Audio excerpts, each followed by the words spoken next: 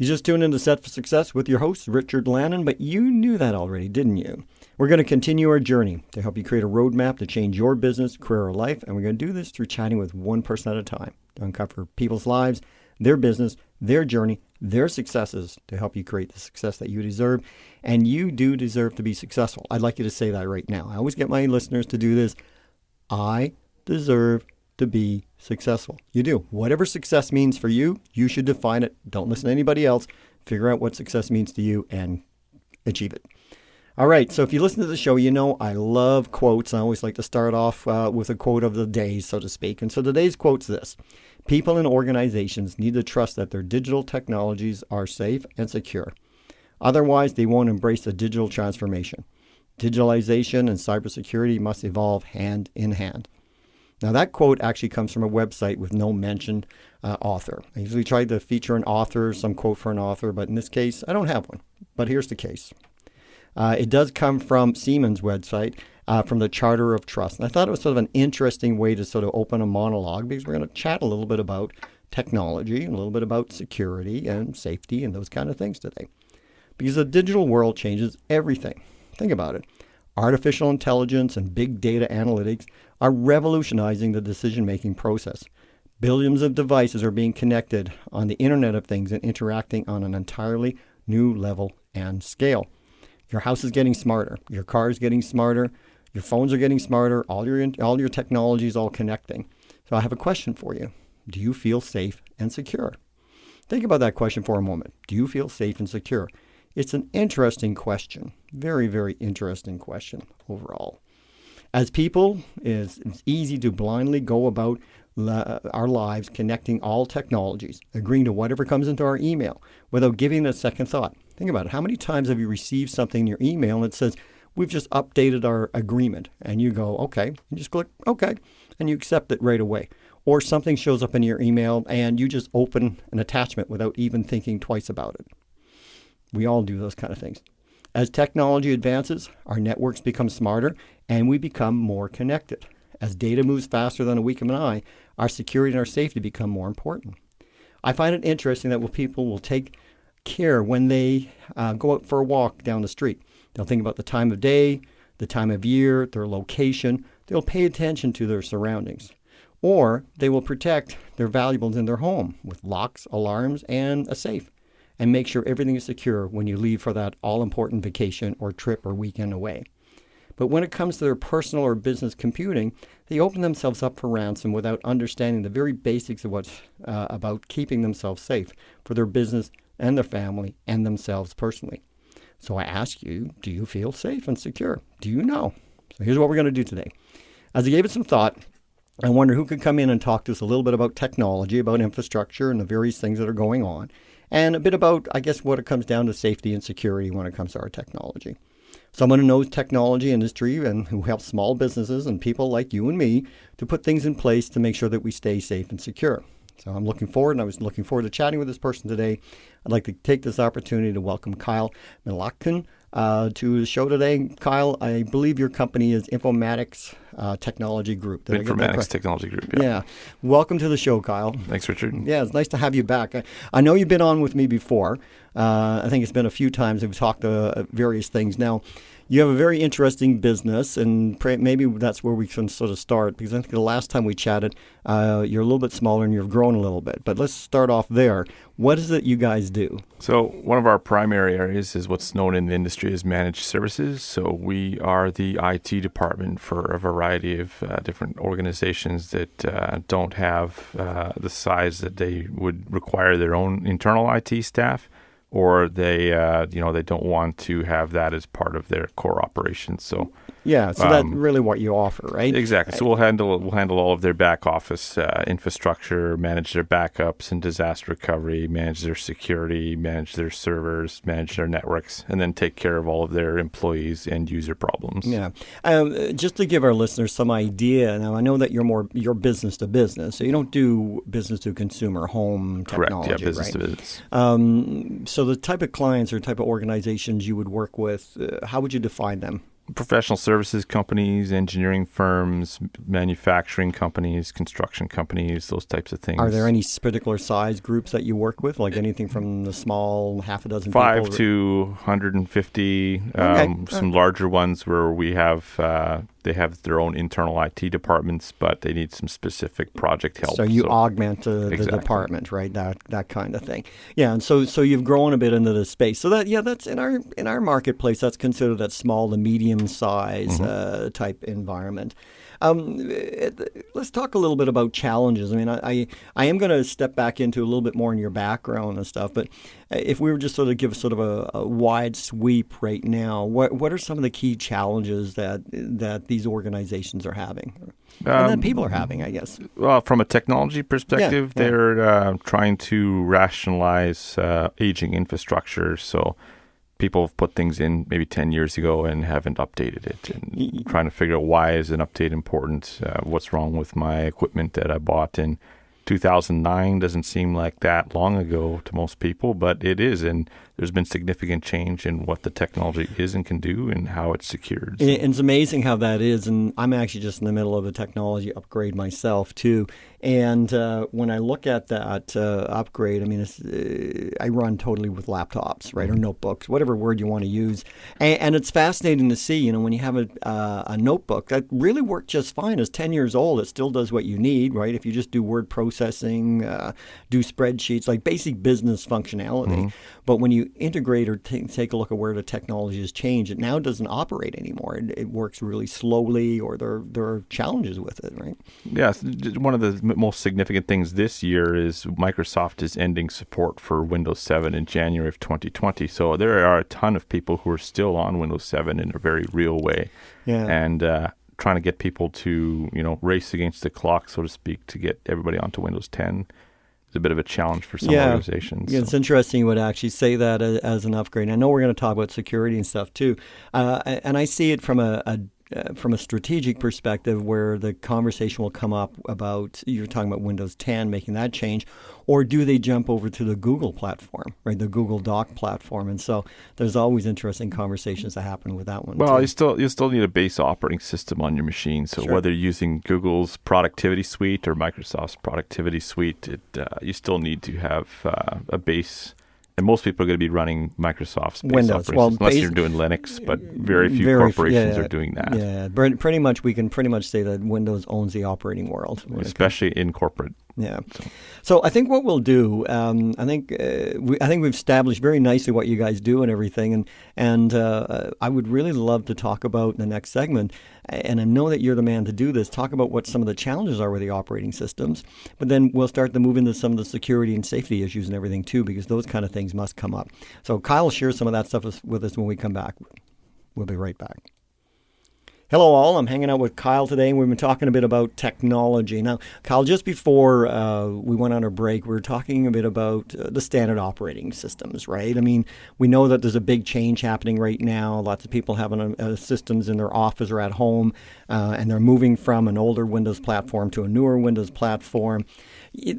From my perspective, from a business perspective, I always think those are awesome because it creates opportunities, it creates jobs. I'm always looking at the positive side of this. I know from a small business perspective, they might be sitting there going, oh, really? I got to put money into this again, right? But I can't help but think as technology ages and as things change, right? Not just at the aging, but just how quickly things change at the click of a button. And I think everybody knows that now. Businesses must experience some threats, right? In order to sort of keep up the speed and everything. So maybe you could sort of talk to us a little bit about what some of the threats businesses are experiencing, and then we'll start to talk about what some of those solutions might be. Probably the single most prominent threat today is ransomware. So we hear that word all the time, ransomware. I mean, I think we can all understand the word ransom. I'd like to think so, but maybe we can start there and sort of talk about what is ransomware and how do you end up getting it on your computer system or within your business environment? So more often than not, ransomware gets onto your system via malicious email. So somebody sends you a fake invoice. It may or may not be from somebody you know. It has an attachment or a link or something. It wants you to take some sort of action from an email. Once you've actioned that email, the ransomware gets installed on your machine, often without your knowledge, And then what it does is it sits there and in the background, it begins encrypting all of your files, all of your file servers, everything that's of value, all the business data that's of value. And then you can, unless you have the unlock key, you can't get to it. So it'll leave you a ransom note that says, if you'd like that key, here's an email to get in touch with us and we'll negotiate the price. Yeah, well, enhanced ransom, right? It's like basically they've now taken your computer hostage. Correct. And now we're saying unless you actually give us some money, we're gonna. So a couple of years ago, ransomware was kind of a little bit in its infancy, and they would give you, for $1,000 worth of Bitcoin, you can have the unlock or decryption key. Now these are more sophisticated, organized crime groups are behind a lot of the more sophisticated, large scale attacks, and it says, please call for pricing. Yeah, and they know who they have, yeah, and the price is dependent on who they have held hostage. Can you give us an example of maybe something that might have been in popular media? In other words, of a ransomware thing that went around. Do you have any stories of those? Yeah, so there's a couple of organizations in town here that have been hit with some pretty major ransomware infestations. It comes in again through email. There's a whole ecosystem of compromise as a service going on in the dark web world. So the dark web world. What happens I was going to ask you about the dark web because it's showing up on, again, popular culture. Again, Yeah. When I say popular culture, internet shows, Netflix shows, television shows, those kind of things. Sure. And you go ahead. So basically, there's a couple different groups. One of the ones that's going around now is a group called Emotet. It's a Trojan-based virus that comes in via email, and they're not actually doing any damage to your organization. They are obtaining access to your organization and then selling that access to whoever wants to buy it. Oh, really? So they're selling your data. We have CJOB here, and who wants access, and whoever wants to, they can look at the size of the organization and say, you know what, I'm not going to compromise them. I'm just going to install my Bitcoin miners and use their computing power to mine for Bitcoins, which will have some monetary value. Or they look at the size of the organization and say, you know what, it's a pretty prominent radio station. We're going to put some sophisticated ransomware on here and try and hold them hostage for some money. Yeah. So there's an economy of different organized crime groups that are selling their own services back and forth to each other. And, the Emotet group, for example, they get paid by a ransomware organization who says, thanks for compromising CJOB. Let's exploit them and see what we can get out of it. So they've paid Emotet for that service. Emotet's got their money. Yeah. They're on to the next thing. Ransomware group is going to try and get some money out of CJOB. Yeah, just for clarity, where this is a hypothetical, CJOB has not been compromised. Yeah, thank you for saying that, because I was just sitting there. Okay, we're saying this too much. No, we're not. We're not saying it's been compromised. We're doing total hypothetical here, and that we could be talking about any organization. We could be talking about any provincial government. We can be talking about any local municipal government. Yeah, and you read in the paper. There's been a bunch of municipal and local governments. There was a city in Florida just recently that they ended up having to pay $600,000 for the decryption key to get back access to their infrastructure. Which is interesting, actually. I understand that this is organized crime, but I'm going to sort of use a weird word here. Is it legitimate organized crime? In other words, are these individuals that they recognize organized crime, but if you pay them, they will actually give you your encryption back? Absolutely. And they actually, a lot of these groups are quite sophisticated. They'll have a help desk that you can call in if you've never bought Bitcoin before and you need Bitcoin to do the transaction. They have people and a support organization built that will around actually themselves. help you break the law or help them. Yeah, and you know what? The second there's That's there's amazing. some honor among thieves, I guess. Well, because that's the what I'm second asking, that nobody right? gets their decryption key, the whole system falls apart. So people want there to be some level of trust when you're dealing with these guys, saying, if you give us our ransom money, we will give you your data back. Yeah, exactly, right? Yeah, and that's interesting. Honor among thieves. I mean, who would have thought that if you're going to operate on this illegal level and hold organizations, even small businesses, for ransom, that you would actually put a level of legitimacy or in there, in the sense that you'd run it like a regular business. This is big business. These organizations have raised hundreds of millions of dollars by exploiting various organizations over the last couple of years. Where do these organizations exist? Mostly in the world, or do we know? Mostly in Eastern Europe and Russia. Okay, so we're sort of understanding. That's what the best knowledge says. I mean, technically, these people could be anywhere. They could be up the street and routing their traffic from those countries. But yeah, even as I started to ask that question, I understand. I'll call it the legitimate web. I don't know if you call it the white web or the dark web, and then you look at how, as you mentioned, you can route yourself through. The reality of it is you could be down the beach in Florida drinking pina coladas with your computer on your lap, and you could be, holding a company for ransom. Yeah. It's likely it does happen that way. It does. Yeah, There's no way to know. Yeah. Why would you want to be? Why would I don't think I'd want to live in the cold north Right. and do that kind of Exactly. stuff, right? Of anywhere in the world, or even for that matter, the Antarctic.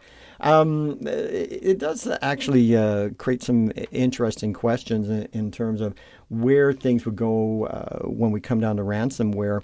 I think what we'll do is we'll get you to talk about how do you solve this particular problem for your business just right after the break. Sounds good. Hello all, and welcome back. You know what? Today we're talking with Kyle, and we're talking about security and safety, but we're really talking about your technology security, your business security, and even your own personal security and safety when it comes to technology, particularly when we're talking about ransomware.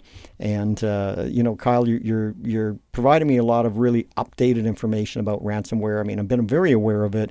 I'm amazed at how things have changed over the years. Being somebody who formerly used to work in a technology industry, and I built my career on the back of the technology industry earlier in my life, just listening to you now and how things have actually advanced, even over the last 10 years, the last few years, and some of the issues. What are some of the solutions? I mean, obviously, as a consumer of technology, a user of technology, whether personally or in business, I mean, we need to make sure that we understand, where things are going and what we can do to protect ourselves. And I suspect, based on how rapid technology changes, the solutions are changing as rapidly. Yeah, so there's been a seismic shift in the security landscape of what you need to be doing to Seismic protect yourself. shift. I love it.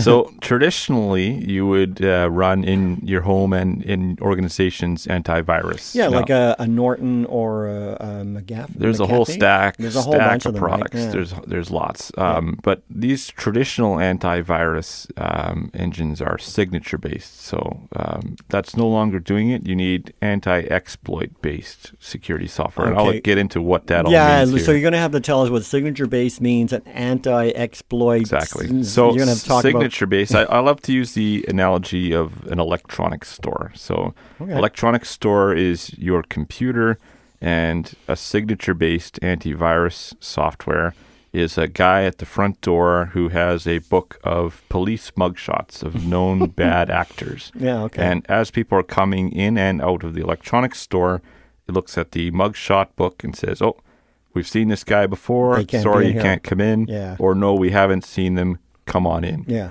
That's no longer cutting it in a security world. Now you need to have behavior-based anti-exploit. So what that is in the electronics store analogy is having that same security guard watch for suspicious behavior. Yes. So a guy backs up a truck to the store and starts loading in big screen TVs into the back of the truck.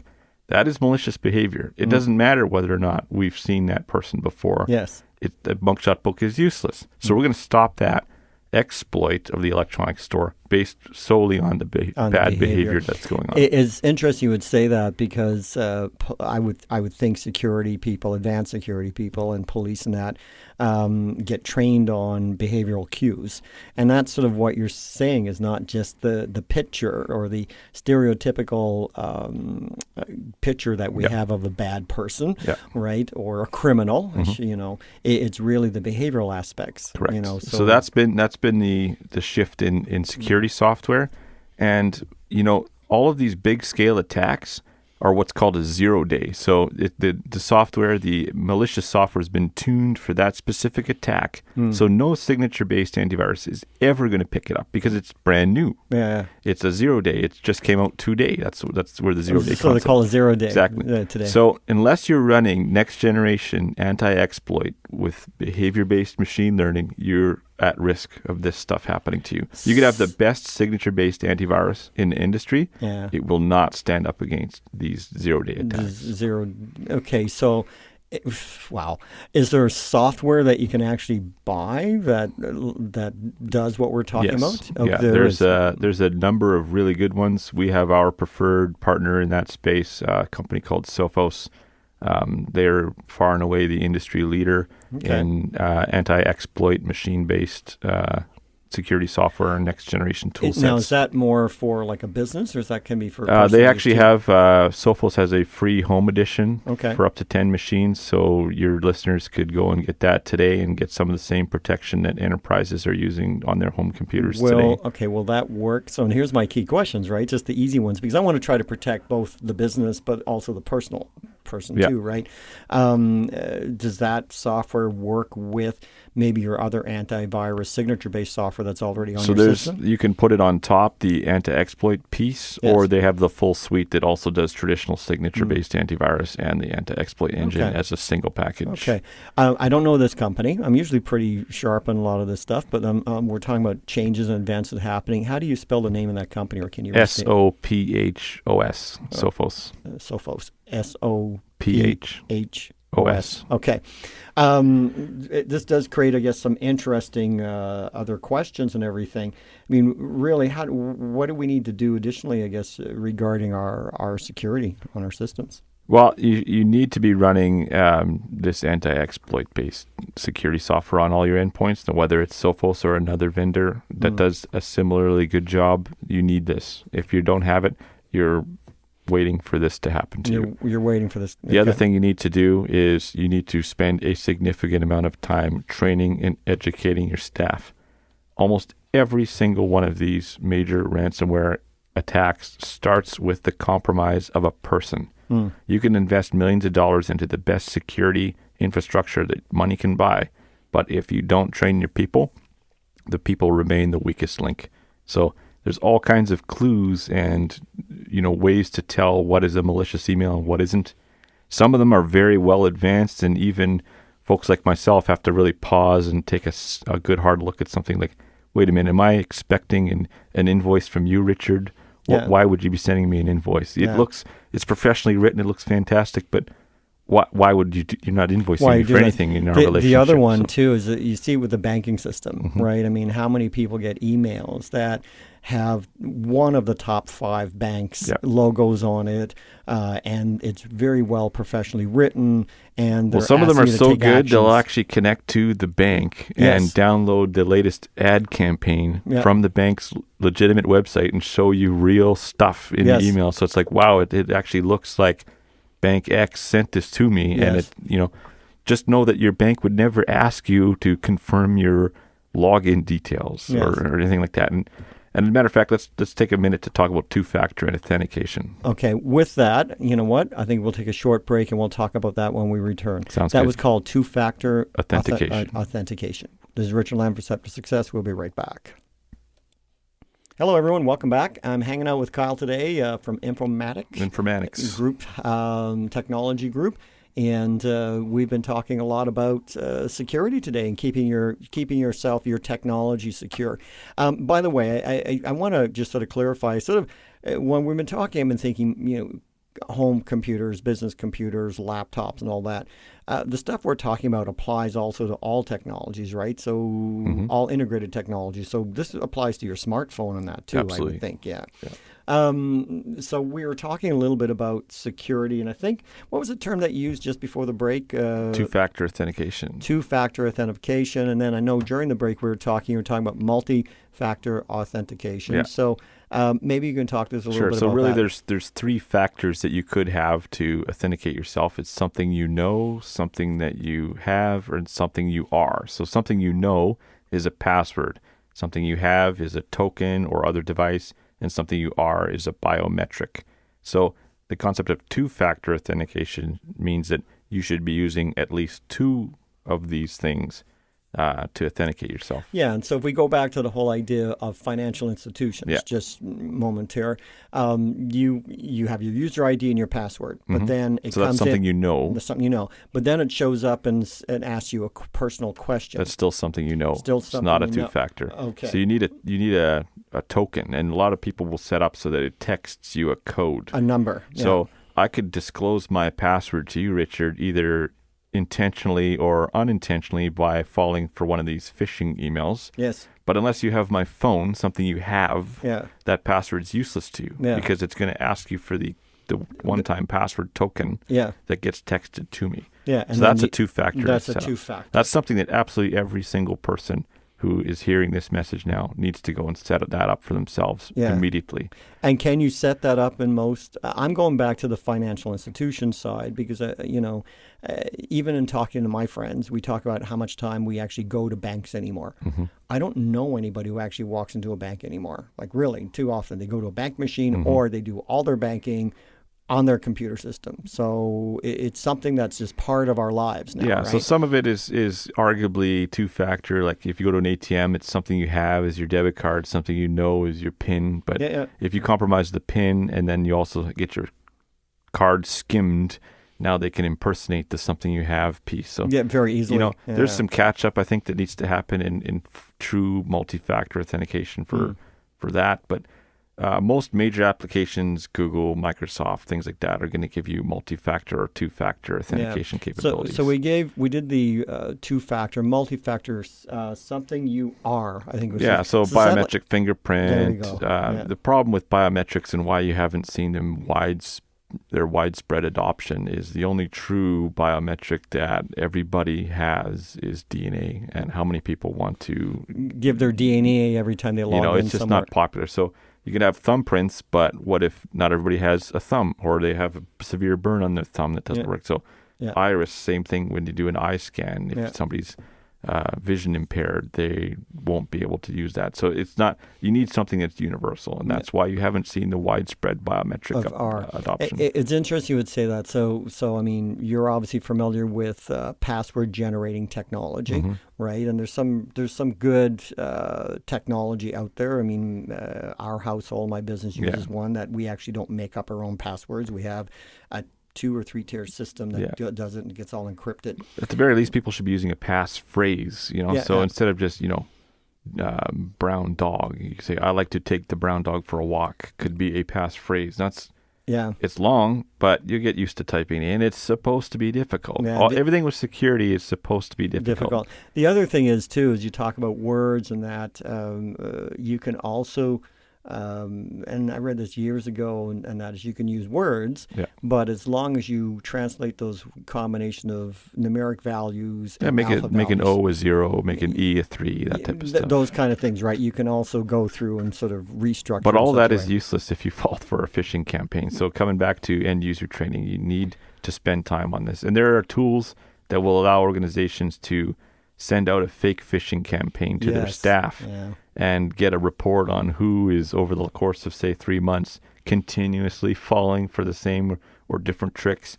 And then you got to sit that person down and say, listen, you're putting our whole organization at unnecessary risk. You need to take this stuff seriously. And there's different training videos and things that can help them understand what they're supposed to be looking for and the risk that they're presenting to their team members. Actually, I have a few clients I work with, and they're fairly large organizations, and I've been very fortunate to work with them. And they do exactly that. You have to go through a training program, and I think at least annually it comes out, but then they'll test you. You'll get these emails, and it's just like you sit there and you read it and you go, oh, yeah, okay. And you need to know whether it is a phishing campaign or not, and you got to be very, very careful.